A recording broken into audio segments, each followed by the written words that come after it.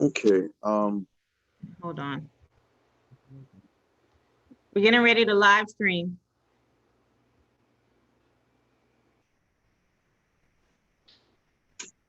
I think I'm gonna change my location. Live stream. See if that-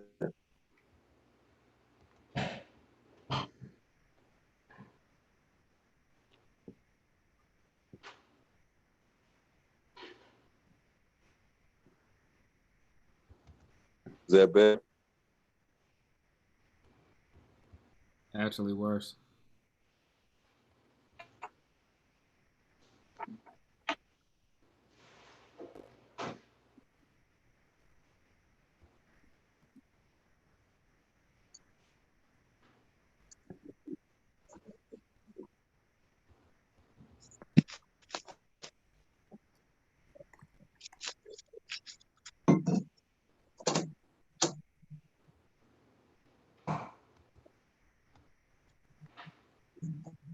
Mr. Lewis, are you ready? Yep. Okay.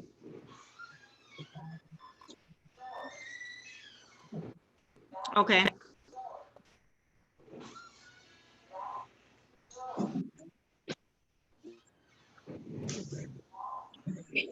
All right. Can you hear me better?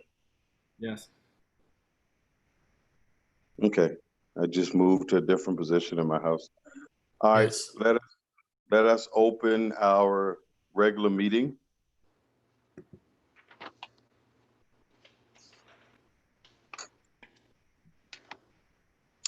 Everybody had a chance to view the agenda for the regular meeting? Yes. Yes.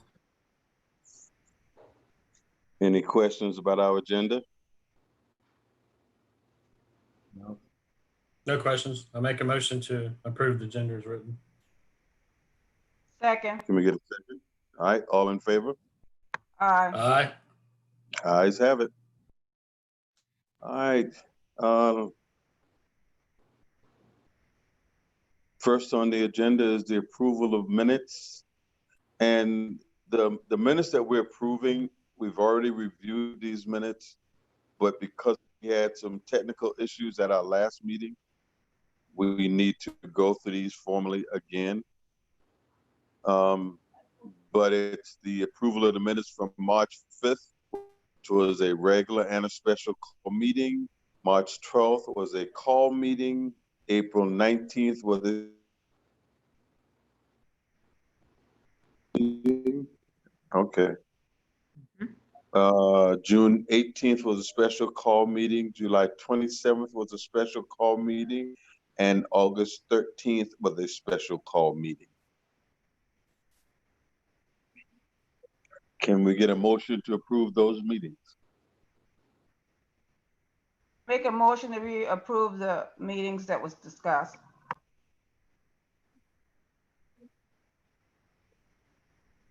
I will recuse myself from this because I wasn't on the board during the time.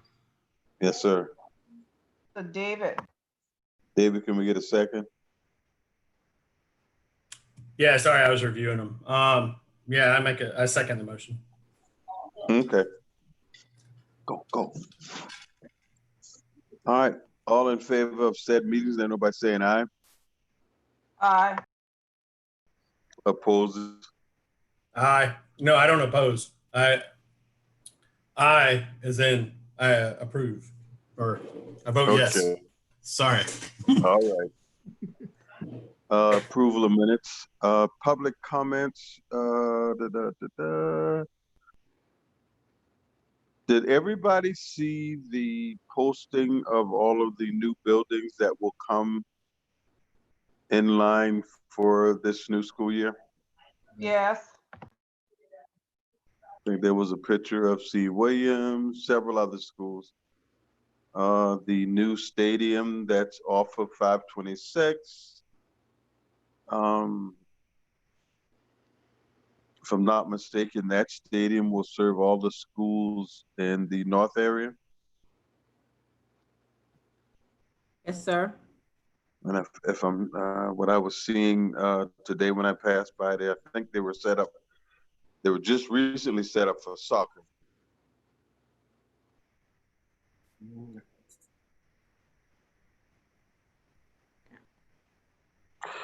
Next on our agenda is our illustrious, wonderful, and so professional, Michelle Simmons. Thank you so much, Mr. Lewis.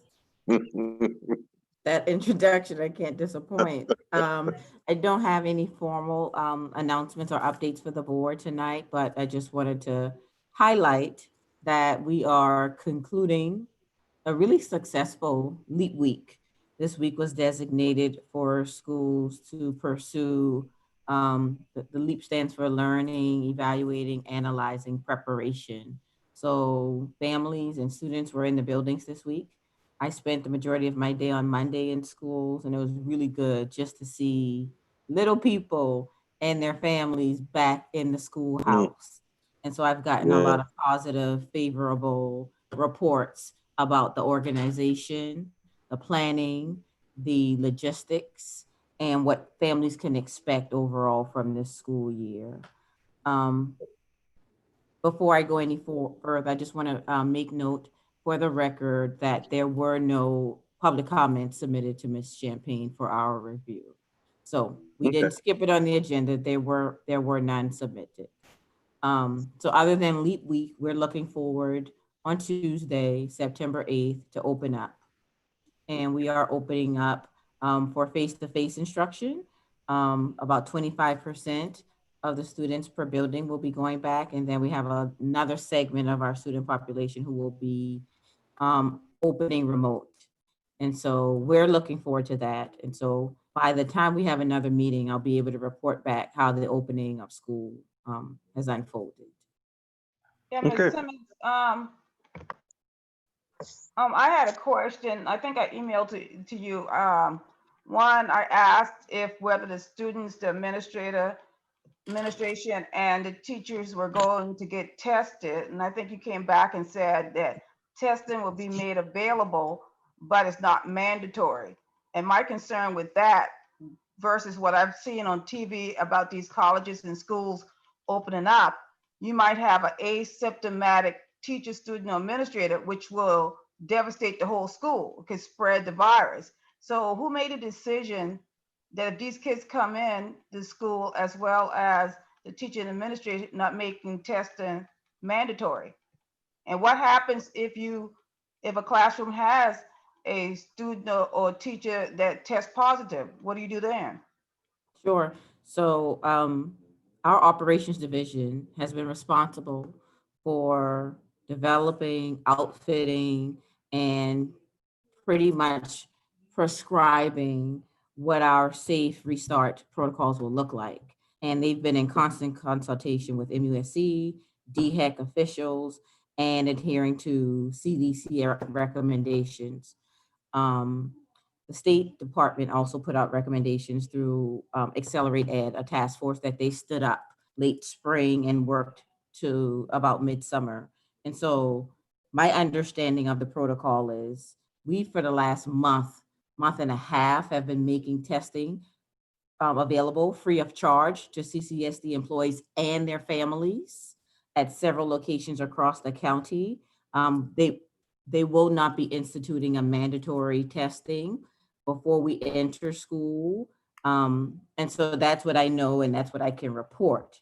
If and when someone on campus, a student or a staff member, were to receive a positive result from the virus, then that's when our nursing staff would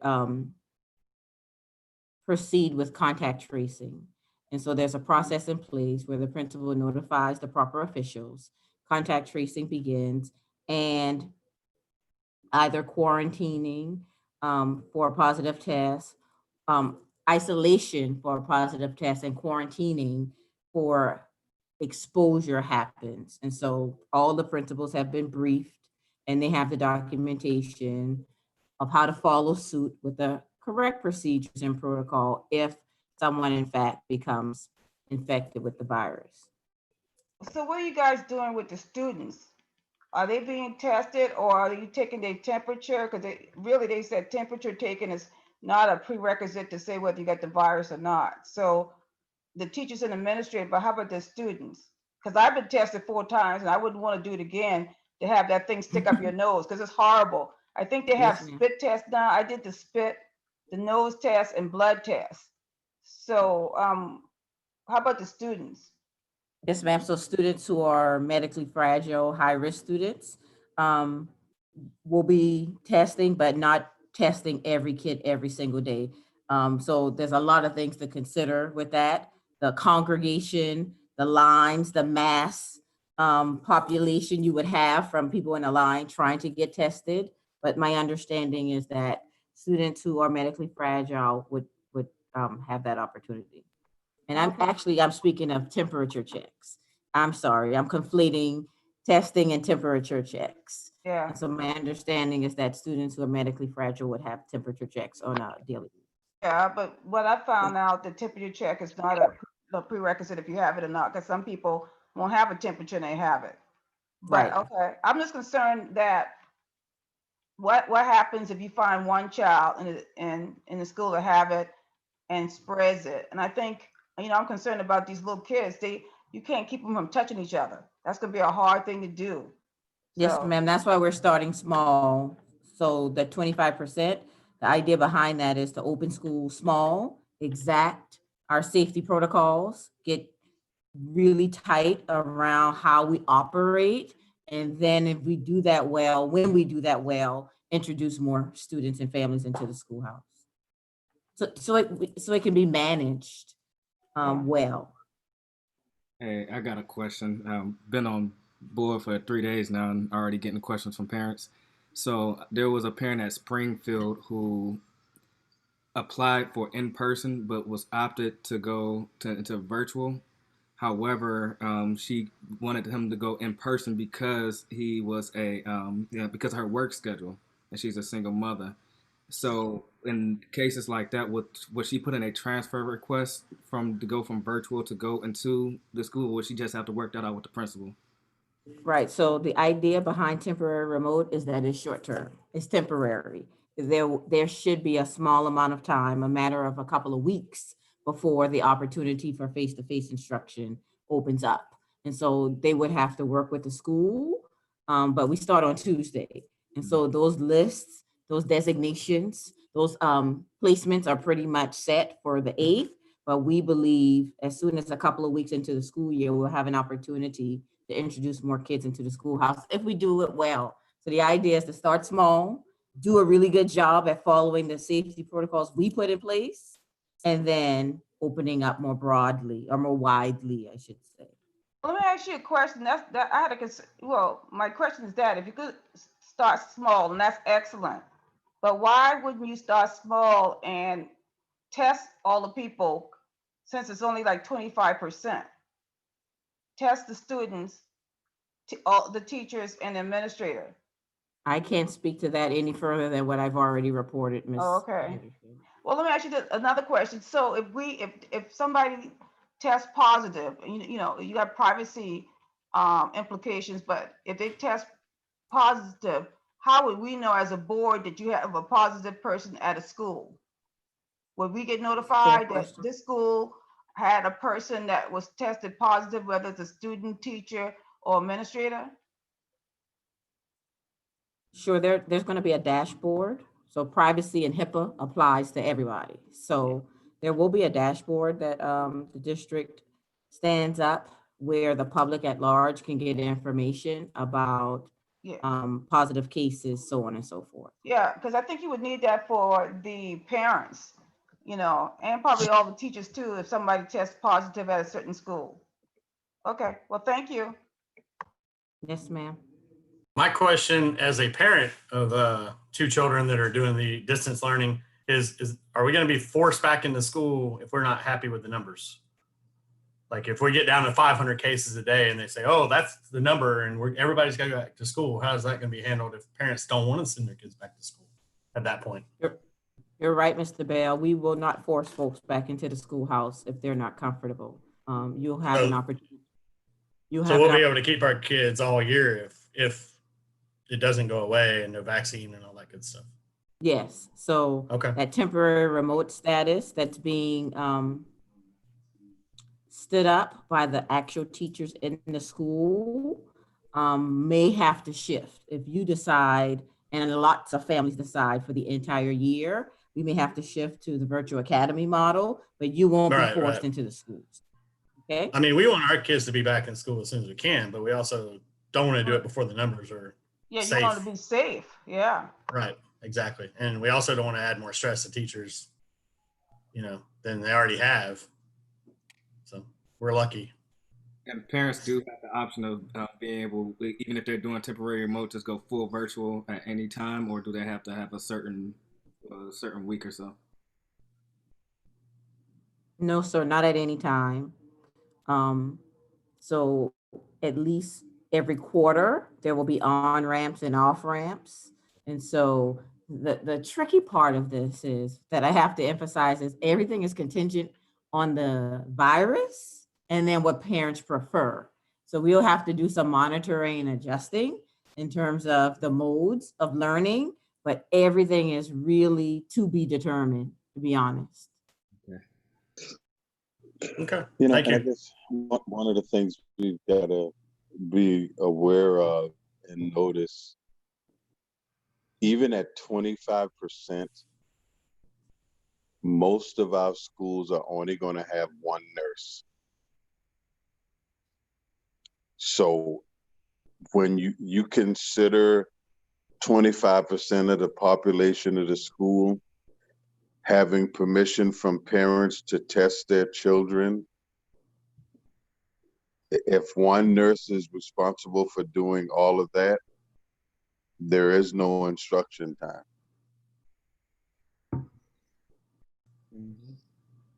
And I would assume that's what they're looking at.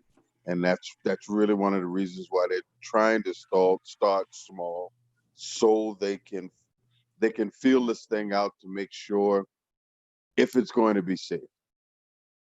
Because we all know the minute something happens, everything's going to get shut down.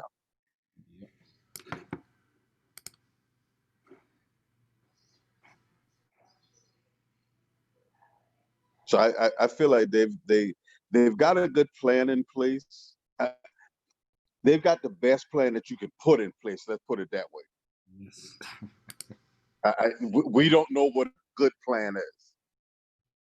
So it's let's do all we can to make it happen and pray that it does go well.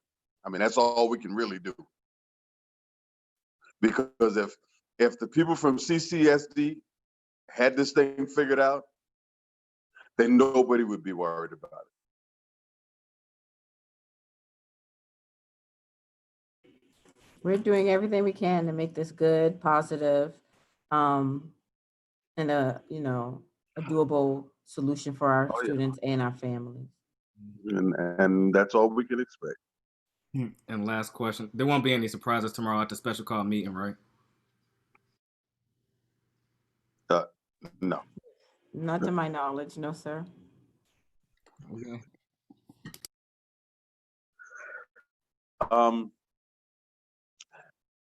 Ms. Great Simmons, question, Derek. Great question. Ms. Simmons, has there been much, and I guess really Dr. Williams is who I need to be talking to, has there been any more discussion about my middle schools? To be honest, Mr. Lewis, every waking moment from the close of school until now has been put into how to open school.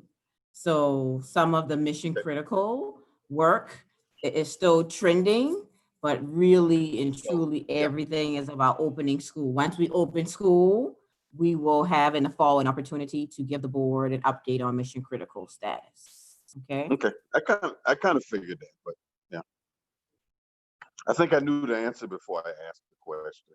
But okay, what's next on our agenda? Adjournment. No, sir, the constituent board report. Oh, man. I mean, we really don't have anything. No. Any old business?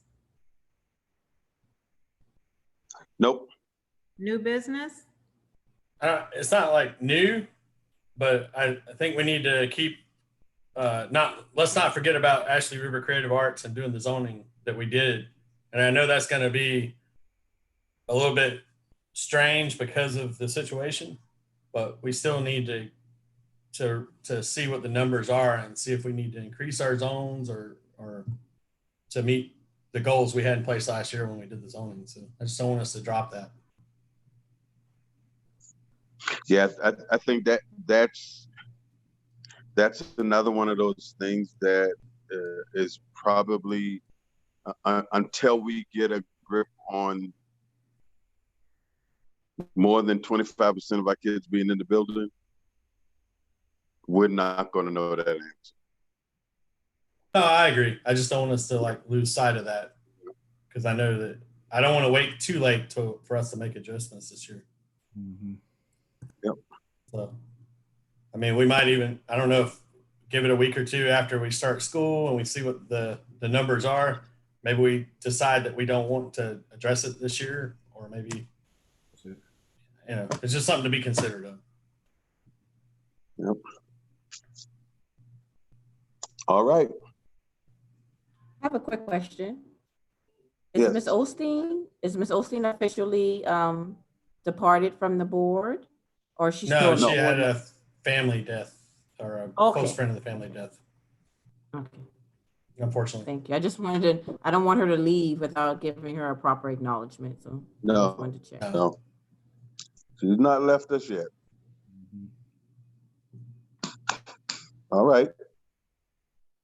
Next item. Consent agenda items and board member concerns.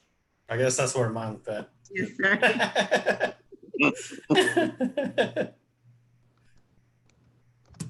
Anybody else? Nope. I would like to make a motion to adjourn. I second that motion. Before we adjourn, Motion can I has- just, before we adjourn, can I just give a formal welcome on board to Mr. Calhoun? We are so pleased and happy to have him back. Oh, absolutely. I really wish you'd have won the election last year. Thank you. I'm glad to be back. Ready to serve. Yes, sir. Glad to have you. Yes, sir. Looking forward to it. Really. Toshiba, how long do you think we'll be doing these virtual meetings like this before we go back to normal ones? Until it is safe to meet in person. I said, I'm with you. Just wondering. All Yes, sir. right. Thank you. I mean, David's actually growing some hair since I saw him last. I am. It's getting too white, too gray. Join the club, David. Yes, All sir. right. Anything else? no, sir. All right. We've had a motion to adjourn. We've got a second. All in favor? Aye. All right. Ayes have it. Our meeting is now officially adjourned. Have a good evening. Everyone have a wonderful rest of the evening. And I hope your weekend is fabulous Mhm. and exciting. And Be safe. safe on this holiday and weekend. safe. That's right. This is the holiday weekend. Mhm. Mhm. Be ready for the students next week. Yes, sir. All right. Good day, everyone. All right, everyone. Good Good night. night. Good night. Good night.